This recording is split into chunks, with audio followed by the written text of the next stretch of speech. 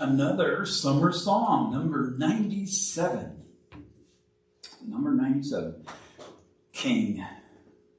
We get to explore what that is and who he is and discover more about his, as we dig into this song, Psalm 97.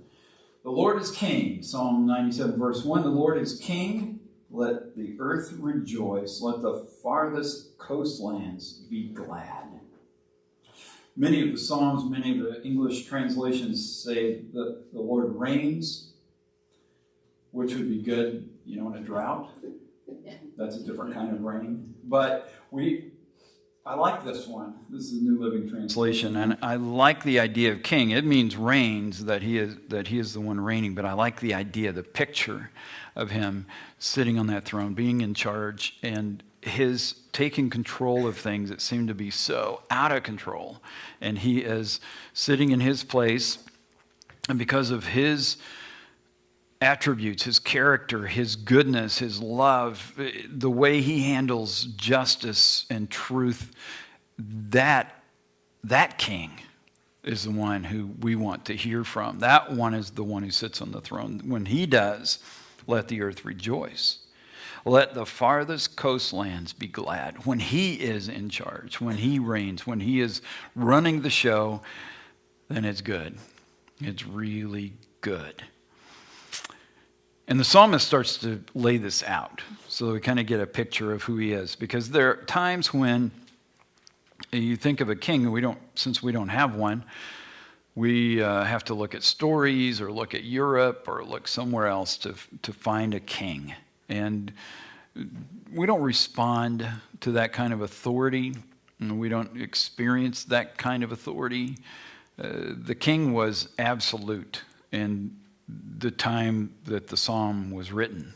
The king was the person who made the decisions about where the army would go. He made the decisions on commerce and trade things and how much food went to the capital, how much went to the outlying areas. He made the decisions on if he liked somebody or he didn't like them or their hair was cut weird. He just off with your head. It just absolute authority. So when we come to 1776, some things began to change here in America because they saw that the king having really a whole lot of authority. He didn't have absolute authority by the time you get to King George III, but it was enough. And it was problematic. And they said, we need to divide that power up. So we have divided power. And that's what we're used to. But absolute power is everything in one person, which is good when you have a good king. It's really bad when you have a bad king. In this case, the good king. The Lord is king. Let the earth rejoice. Let the farthest coastlands be glad. He's above all. This is verses 2 through 3. Dark clouds surround him. Righteousness and justice are the foundation of his throne. Fire spreads ahead of him and burns up all his foes. We've got an image as the psalm is being developed, an image, picture, and to a place where this actually happens. And if you read this without this context, you may miss it. So we're going to the context. Exodus 19. They have come out of, the people of Israel, led by Moses, have come out of Egypt. They've seen God do amazing things with plagues to convince Egypt that they needed to go. God opened up the Red Sea so they could walk across it safely. They've seen God take out the Egyptian army, all with a wave of his hand. He's just taking care of all these things. Now they are at Mount Sinai, and they are camped all around, and he is revealing himself because he's got some things he wants them to know. He wants them to know him, and he's going to give them some instructions. So at Mount Sinai, they're about to receive all of that, and they get to see this. So this is where they are. Moses climbs a mountain, this is verse 3, to appear before God. The Lord called to him from the mountain and said, "Give these instructions to the family of Jacob. Announce it to the descendants of Israel. You have seen what I did to the Egyptians. You know how I carried you on eagle's wings and brought you to myself. Now, if you will obey me and keep my covenant, you will be my own special treasure from among all the peoples on earth, for all the earth belongs to me.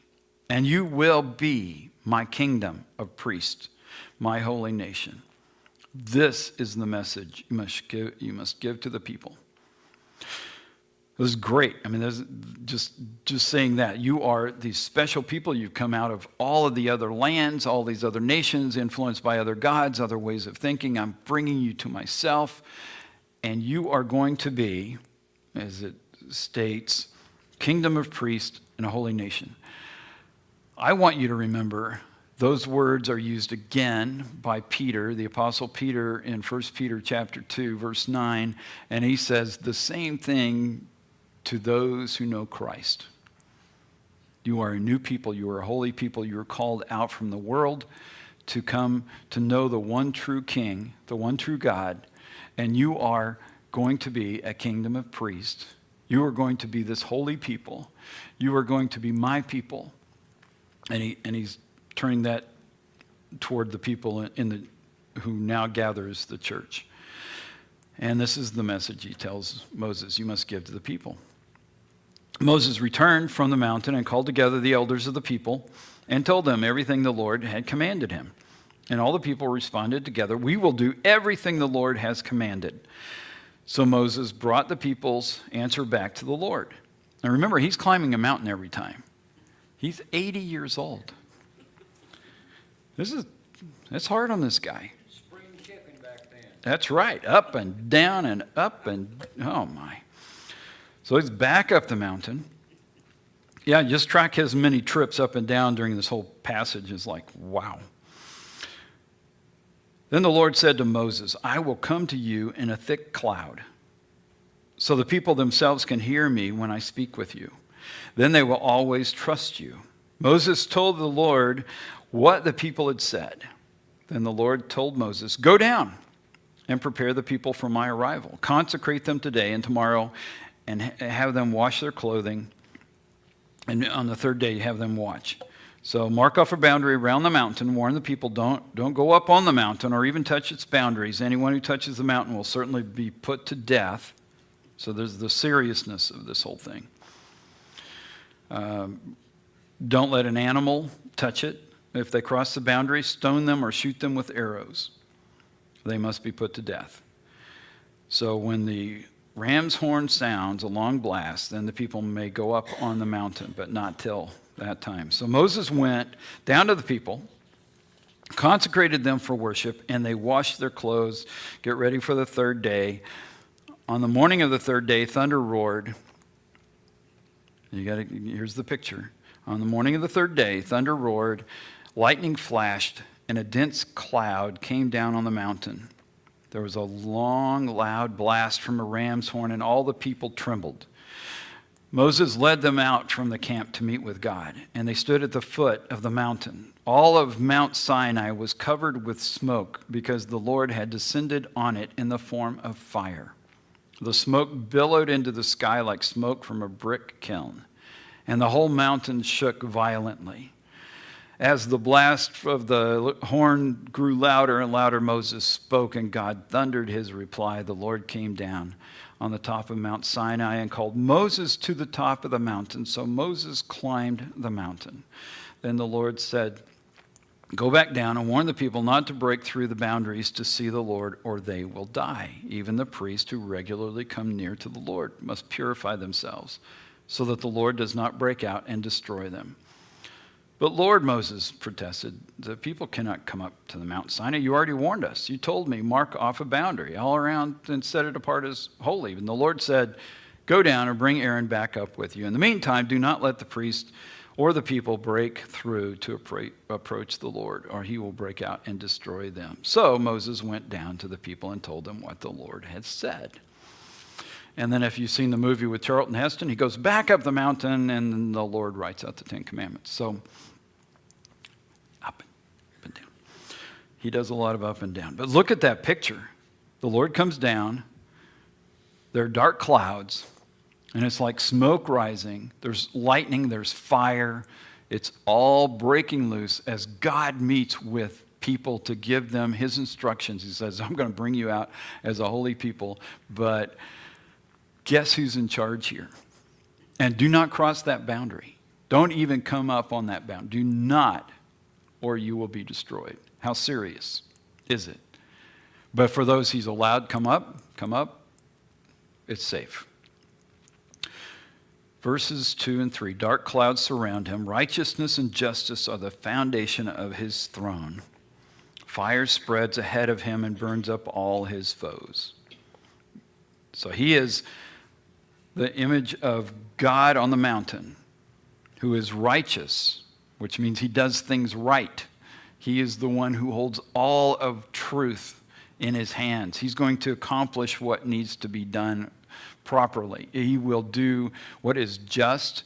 He weighs it in his scale. He's not looking for anyone else's input. He knows the ins and outs, the truth.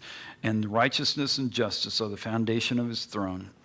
And then the fire spreads out from him, and it will consume his enemies and those who violate, who do not obey what he has told them. And these are the people he's just rescued, and he's willing to take them out if they don't listen. That probably doesn't apply to anyone else like us, right? Just do what you want. No. He is the God Almighty, the King who sits on the mountain, and this is his place. So that image is in the mind of these people as they come to this psalm. They know what this is referring to. They know what that means and who this God is when they read that. He is Lord of all the earth, verses 4 and 5. His lightning flashes out across the world. The earth sees and trembles. The mountains melt like wax before the Lord of all the earth. He is coming, and when he does, he comes in glory, and he comes in power, and his lightning is flashing around the world, and the earth sees it and trembles. The earth knows how to respond. Every nation, verse 6, the heavens proclaim his righteousness. Every nation sees his glory. All around, when we look up into the heavens and we see the moon, the stars, when we see all of that unfolding, in the daytime we see the sun, but at night we're seeing all these other displays, and God is revealing himself through all of that, saying, this is me. And every time you see a sunrise or a sunset, it's me. It's proclaiming his righteousness, that he has this all together. He's molded it just so, and it works just as it ought, so that the sun is coming up when it's supposed to and sets when it's supposed to, and the earth is hung where it's supposed to, third planet out from the sun, and it has held on to this position. It's not wobbly. We haven't moved to the fifth position. He's putting everything in the right order so that when we look into the heavens, it's proclaiming he has this together. He is doing it just exactly as it should, mathematically precise. That, and every nation, every people group, every ethnic group, every race around the world sees his glory, because everybody can look up. Everyone can look around at creation.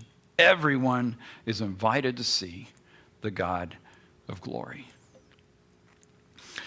So that's the Lord of all the earth, every nation, everyone. This is from Romans 1, 19 to 20. So we got this idea from Psalm 97.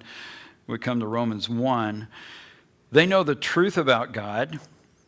And Paul is talking about the people who do not know him at this point. They know the truth about God because he's made it obvious to them. For ever since the world was created, people have seen the earth and sky. Through everything God made, they can clearly see his invisible qualities, his eternal power, and divine nature. So they have no excuse for not knowing God. All around them is creation. They have no excuse for not knowing God. Well, God hasn't shown up. He hasn't shown me. He hasn't said anything. He hasn't revealed himself to me, and he does it every day. Any direction they look, up, down, around, every moment of every day, everyone, everywhere can see God. And there is no excuse because he's everywhere present and his creation reveals him. And we're reminded of that in this psalm.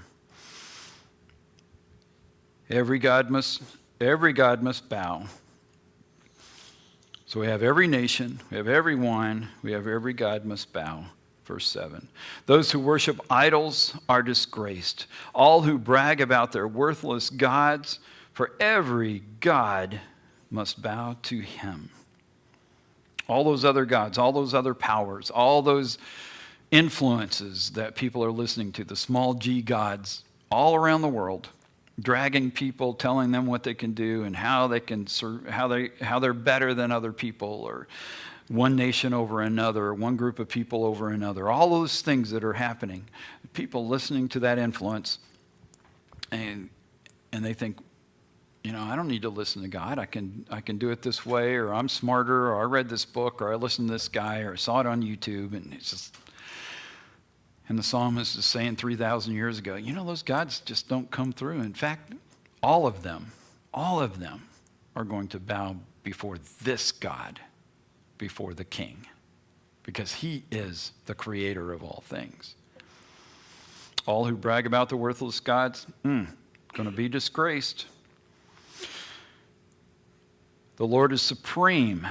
Verses 8 and 9. Jerusalem has heard and rejoiced, and all the towns of Judah are glad because of your justice, O Lord. For you, O Lord, are supreme over all the earth. You are exalted far above all gods. If you remember that when Antiochus came to Jerusalem, he invaded. This is before the time of Christ, and he wants to set up worship to other gods in the temple. And then the Romans show up and they go, we want to set up worship to other gods in the temple. And the people are having a fit over these things, and they know this is just bad news. And here we are told, this is way before all that happens, God, Jehovah, you are exalted above all other gods. There is no one else. No one has created all these things or these other beings. You did it all. And this is a reminder of all of that. Jerusalem has heard and rejoiced, and all the towns of Judah are glad because of your justice, O Lord. You are supreme over all the earth. And in those days, the idea of gods was they were national guards or gods, national gods or group gods or tribal gods, or they had gods in different areas, and those sort of happened after the time of Babel. But this is the working of these people in different places, and they are connecting their God with their victories. If it's a time when Greece is victorious, then their gods are victorious. If Egypt is victorious, then the gods of Egypt are victorious. Or Rome, whoever it is. And the psalmist is saying, no, there's one. There's one who is over all the gods, over all the nations, over all the earth. And there is no one higher, no one more exalted, far above all gods. And there's a different life. You who love the Lord, verse 10 of Psalm 97, you who love the Lord hate evil. He protects the lives of his godly people and rescues them from the power of the wicked. And the wicked are those who have turned away from God. They follow other gods, are doing these abhorrent things in the way that they live. And God is saying, nope, I'm going to protect you from them. You walk with me, and I will keep your mind on me. I will keep it on the pure things and move you in another direction in your life. So, you who love the Lord hate evil, and he protects the lives of his godly people. He will rescue them. Walk in the light, that's another one. Verse 11, light shines on the godly and joy on those whose hearts are right. Just imagine those who are walking with God, the light that he brings, the light of truth, the light of love that he brings into reality is reflected on and comes through his people. Light shines on the godly and joy on those whose hearts are right.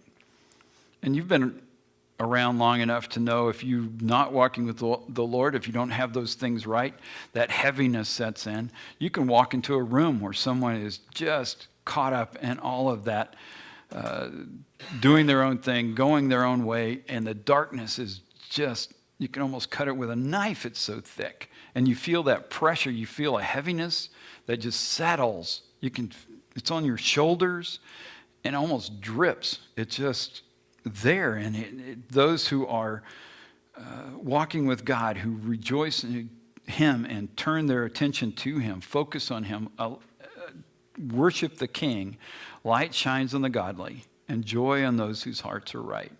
And that light comes in, the joy enters, and there's a whole different way of processing life, of dealing with the good, the bad, the difficulties, and whatever may come. Part of that's being different. Verse 12, may all who are godly rejoice in the Lord and praise his holy name.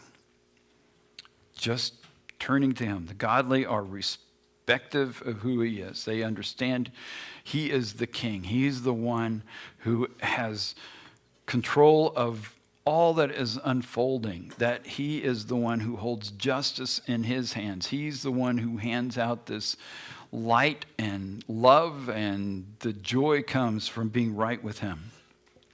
May all who are godly rejoice in the Lord and praise his holy name. So, to rejoice, here's our rejoice list. The Lord is king. The people see his glory. See it all around. At that time when they're at Mount Sinai, they saw him on the mountain. They understood that, and that story had been passed along, so those people were current with that. But he's showing himself in all of creation, all the way around us. The people see his glory.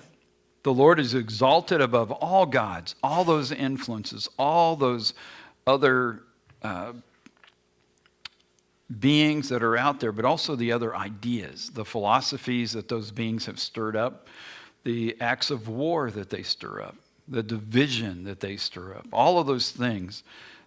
The Lord is exalted above all of them, all of those ideas that are floating around out there, the other gods. The Lord shines his light on his godly people. The Lord shines his light on his godly people. And if you've been wandering around, if you've experienced the darkness, and you know the difference, because when the light comes, everything else comes into perspective. Colors get brighter. Songs sound better. It's just, life turns as a result. So rejoicing is easy when we have him as king. Rejoicing just comes with every breath because of what he is and what he has done. And we get to be part of that. The Lord is king. Let the earth rejoice. Let the farthest coastlands be glad. And us too. Let's pray. Father, thank you for being you, for being with us, for revealing yourself in so many ways. Thank you for what you've done in the people of Israel, how you revealed yourself to them. And then to people around the world through creation, you've revealed yourself to us. Lord, you've made yourself known in ways that we didn't even expect. And each of our stories would be surprising. And we thank you for that. And we thank you that you are with us here today and that you are at work in our lives. Lord, to remind us of those who have come before us, those who are already in your presence, and they're experiencing that joy already of what heaven is all about, and that we get to be here knowing that they are waiting for us, and that we get to meet with you and reconnect with them, and then we get to live out this life now by pointing to you, by by lifting up your name, by pointing others to you. Thank you for allowing us to know you at all. And we rejoice in your wonderful name. Thank you. Amen.